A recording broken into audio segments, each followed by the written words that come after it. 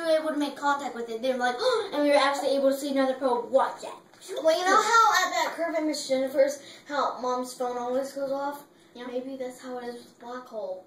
Electricity goes off because there is no electricity.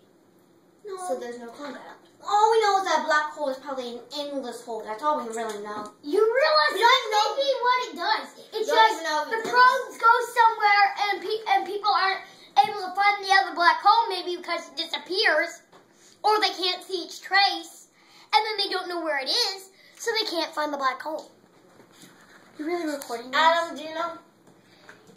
This is an interesting conversation. I want to save it. Turn it off. Oh my gosh, and now you're recording us about the black hole? Keep talking about it. This is a cool Turn it conversation. off. We're not even sure if this is Red, your fault. We're not even sure if this is true or No, false. we are scientists figuring out about this stuff. All right, Dr. Gabriel. Yeah, you realize maybe his theory is correct. They may open a dark hole and pop up somewhere else. We just don't know. I think it's Because they're not able to. to make it back. Because they can't find traces. I think it's another dimension where heaven is. Did you know there actually is other dimensions?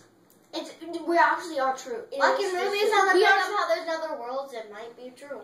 we actually know that's true. We actually know that's true. There's another dimension. Like, there is like other dimensions. Really. How do we get to them then? We don't think these verb have a dimension or anything. How they're I think we think that dimensions. I think we think that. I think we lose contact in black holes. Because there's probably no electricity in black holes.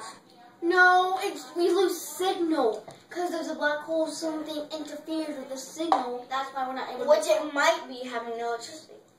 No. Or maybe there's like meteors somewhere trapped inside the Or- dark hole that the things at the We end of the actually black hole see there maybe. meteors go into black holes. True. Did you know?